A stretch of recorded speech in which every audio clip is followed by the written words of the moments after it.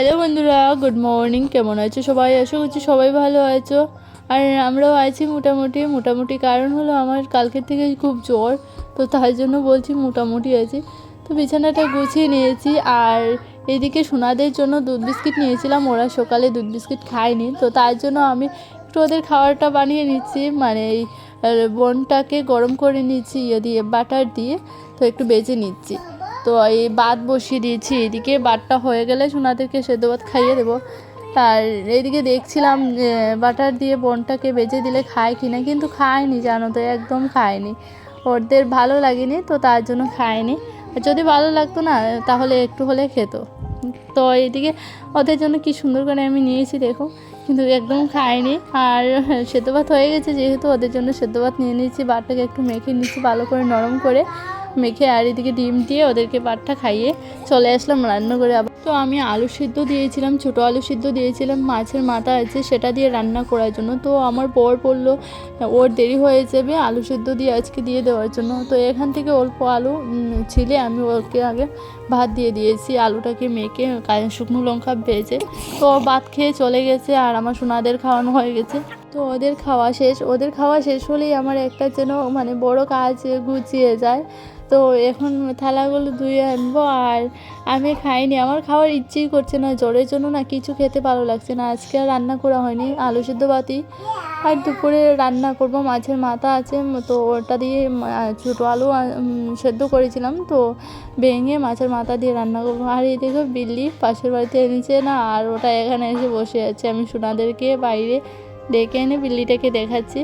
আর ওটা ছোটো একটা বিল্লি, তো আমি দেখাচ্ছি সোনাদের। একদম মানে ভয় পায় না, যায় না, এখানেই বসে থাকে, বেশিক্ষণ সময় এখানেই বসে থাকে। এই যে বিল্লি কোথায় উঠেছে দেখেছ? আজকে সকাল থেকে জানো তো রান্না বান্না হয়নি, সিদ্ধ ভাত করেছিলাম, তো বর খেয়ে চলে গেছে দোকানে। তো আজকে বললো সিদ্ধ ভাত খেয়ে যাবে। আর মানে আলু সিদ্ধ করেছিলাম, যে মাছ আছে, মাছের মাথা আছে, ওটা দিয়ে রান্না করব। কিন্তু ও বললো আলু সিদ্ধ দিয়ে ওকে দিয়ে দেওয়ার জন্য, তো খেয়ে চলে গেছে। আর আমি আর খাইনি, 12:30 বাজে, কিচ্ছু খাওয়ার ইচ্ছেই করছে না।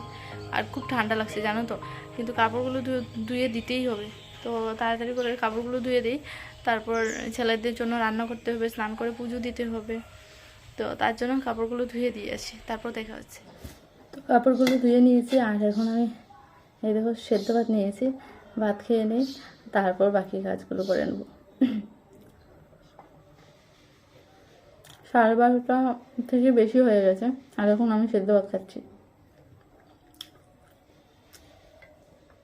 তো এখন রান্না করে চলে আসলাম। আর আলু ছোটো আলু সেদ্ধটা অল্প ছিল, যেহেতু ওকে সকালে আমি আলু সেদ্ধ ভাত করে দিয়েছি, তারপর আমার জন্যও করেছি, তাই কমে গেছে। তাই জন্য আমি বড় আলু কেটে টুকরো করে ওটাকেও ভাজা করে নিয়েছি, আর ছোটো আলু একসঙ্গে ভাজা করে তারপর আমি তরকারিটা বসিয়েছি। আর বাসনগুলো ধুয়ে নিই, সকালে যে বাসনগুলো বের করেছিলাম সেগুলো ধুইবো বলে আর ধোয়া হয়নি, রয়ে গেছে। তো বাসনগুলো ধুয়ে চলে আসলাম। আর এই দেখো এই টমেটোটা গাছে হয়েছে, আমাদের বাড়িতে হয়েছে, তো এটাকে আমি পেড়ে আনলাম, ভাবলাম এই তরকারির মধ্যে দিয়ে দেবো। তো আমার ছেলেদের জন্য না ভয়েস ওভার দেওয়া যায় না, এই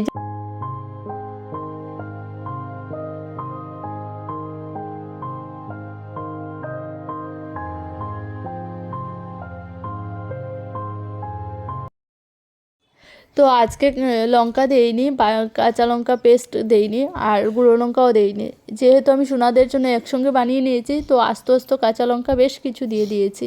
আর এবার মাছের এক পিস ছিল মাছ, আর মাছের মাথা ছিল, তো ভেঙে মুঙে দিয়ে দিয়েছি। আমার তরকারিটা রেডি হয়ে গেছে, এবার সোনাদেরকে খাইয়ে ঘুম পাড়াবো। তো সোনাদেরকে খাইয়ে আমি ঘুম পাড়িয়ে চলে আসলাম, একটু ঘর-টর গুছিয়ে নিই, তারপর স্নান করব।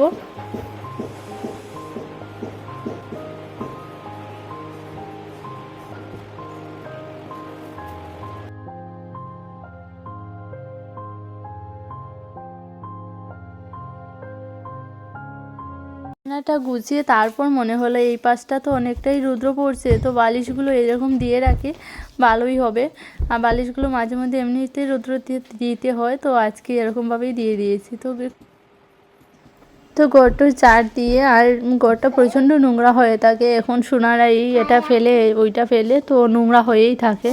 প্রথমে ভাবছিলাম আজকে ঘরটা মুছবো না, তো তারপর দেখলাম না, ঘরটা না মুছলে একদম ভালো লাগছে না। যেমন অসুস্থতা আরও বেশি লাগছে, তো তার জন্য ঘরটা মুছেই নিলাম।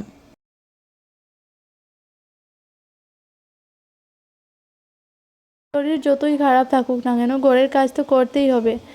আর এদিকে সোনারা ঘুমিয়েছে, যেহেতু ওদের টাইম এই 1 ঘন্টা, যখন আমার তাড়াহুড়ো থাকবে তখন আরও তাড়াতাড়ি উঠে যাবে। আর এই 1 ঘন্টার ভিতরে না আমার অনেক কাজ সারতে হয়, কখনো কখনো না 8 ঘন্টার মতো ঘুমায়, আর সারাদিন তো ঘুমোবেই না। তো ওদের ঘুমের পর আমার অনেক বড় বড় কাজ সারতে হয়, এই যেমন ঘর মোছা, স্নান করা, বাইরের কাজ ছেড়ে আসা, কাপড় ধোয়া বা পুজো দেওয়া, এই কাজগুলো না মানে সোনারা ওঠার পর করা যায় না। যেন আমি যখন বাইরে যাব ওরাও আমার সঙ্গে সঙ্গে বাইরে চলে যাবে, আর জল ধরবে, ওই দিকে চলে যাবে, মানে খুব বেশি দুষ্টুমি করবে।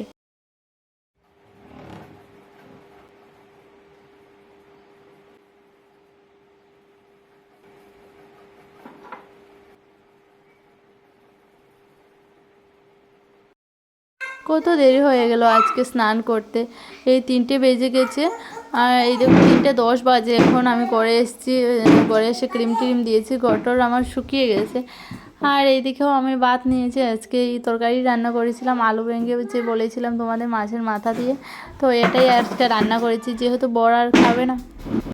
তো বন্ধুরা, বিকেলটা তোমাদের সাথে শেয়ার করা হয় না, বিকেলটা এমনি এমনি কেটে যায়, যা অবস্থা হয় বিকেলে, মানে সোনারা খুব কান্না শুরু করে দেয়, তো ওরা বাইরে বেরোনোর জন্য, হাঁটার জন্য, তো ওদেরকে নিয়ে একটু হাঁটাহাঁটি করি, এই বাড়ির মধ্যেই একটু হাঁটাহাঁটি করি। তারপর তো সোনাদের বাবা এসছে, ওকেও ভাত দিয়েছি, আজকে বলেছিল ভাত খাবে না, তো সন্ধ্যা কিছুক্ষণ আগে এসছে, ওর খিদে পেয়েছে, তো তার জন্য তো ভাত খেয়ে আবার চলে গেছে। তারপর ঘরটা ঝাড় দিয়ে, এখন তো সন্ধে হয়েছে তাই সন্ধে দিতে লেগে পড়লাম। আর বেশ কিছু কাপড়, ভেজা কাপড় বাইরে মেলে দিয়েছি, তো তুলসী তলায় দিয়ে আসলাম প্রদীপ, আর একটু দুধ দুনু দেখিয়ে চলে আসলাম ঘরে। আর এইদিকে আমার সোনাদেরকে টিভি চালিয়ে দিয়েছিলাম, আর এদিকে জানালাটা আমি বন্ধ করে যতই রাখি না কেন, ওরা টিভি দেখুক আর বা যাই করুক না কেন, জানালাটা বারবার খুলে দেবে, আর এটার উপরে বারবার এরকমভাবে উঠে দুষ্টুমি করবে। তো এই পাশেই তো একটা ড্রেন আছে, ড্রেনের মধ্যে সব কিছু ফেলে দেয় ঘর থেকে, এত ভালো ভালো কিছু না জিনিস ড্রেনের মধ্যে প্রায় সময়ই ফেলে দেয়। রান্না করে চলে এসেছি, সোনাদের খাইয়ে দিয়েছি, ওদেরকে খাইয়ে আবার রেখে চলে আসলাম। আমি একটু চা বানিয়ে নিই, আর ভাবছিলাম আদা দেবো চার মধ্যে, তারপর ভুলেই গেছি, আদা আর দেওয়া হয়নি। চিড়া ভেজেছি, চিড়া ভাজা দিয়ে আর চা খেয়ে নেব।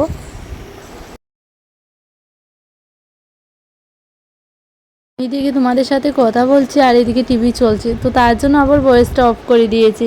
চা আর চিড়ে ভাজা নিয়েছি, চা খেয়ে নিই আর চিড়ে ভাজা খেয়ে নিই, তারপর আবার কথা হচ্ছে তোমাদের সাথে। আর এইদিকে দেখো আবার অনেকক্ষণ পর আসলাম তোমাদের সামনে, আমার বড় ঘরে চলে এসেছে, বাইরে না অনেক ঝড় তুফান হচ্ছে, আরও ঘরে আসার পরেই শুরু হয়েছে। আর এদিকে আমরা সবাই মিলে কাজ করছি, দেখতে পাচ্ছ শিম বিচি, আমাদের শিম গাছটা তো কেটে ফেলেছে, তো এই যে শিম বিচি, যেগুলো শিম বেরিয়েছে ওইগুলো থেকে বিচি বার করছি আমরা সবাই মিলে, বাবুরাও আমাদের সঙ্গে বসেছে। আর এইদিকে দেখতে পাচ্ছ কি তুফান হচ্ছে, আর না শিলাবৃষ্টি হচ্ছে, এই ঝিল পড়ছে।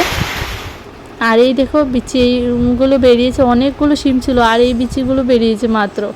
আর এই দেখো গাছের থেকে আজকে বর এইদিকে বেগুন পারলো, আর বেগুন দিয়ে আলু দিয়ে ভাজা করব, দুপুরে তরকারি আছে, ওকে বললাম আর কিছু করতে হবে, বললো আর কিচ্ছু করতে হবে না, তো যাই হোক ভাজা গেল। আর ও দেখছে আমার শরীরটা ভালো লাগছে না, জল ধরতে পারছি না, প্রচণ্ড কষ্ট হচ্ছে, তো বললো আর কিচ্ছু করতে হবে না। তো যাই হোক আজকে আর কিছু করতে হবে না, আলু ভাজা আর বেগুন ভাজা, মানে আলু বেগুন একসঙ্গে ভাজা করে নেব। দুপুরে তো তরকারি আছেই, ওটা দিয়ে খাওয়া হয়ে যাবে। আর বাইরে তো ঝড় তুফান হচ্ছেই, কারেন্টও নেই।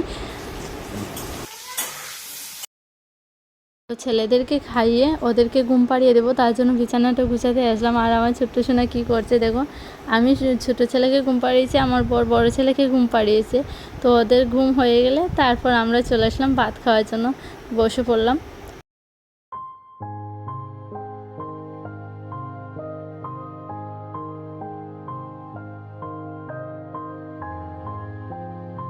তো আজকের ব্লগটা এইটুকুই তোমাদের সাথে শেয়ার করলাম যা পারলাম। তো কেমন লাগলো তোমাদের আজকের ভিডিওটা, ভালো লাগলে লাইক করো, চ্যানেলে নতুন থাকলে সাবস্ক্রাইব করে পাশে দেখো।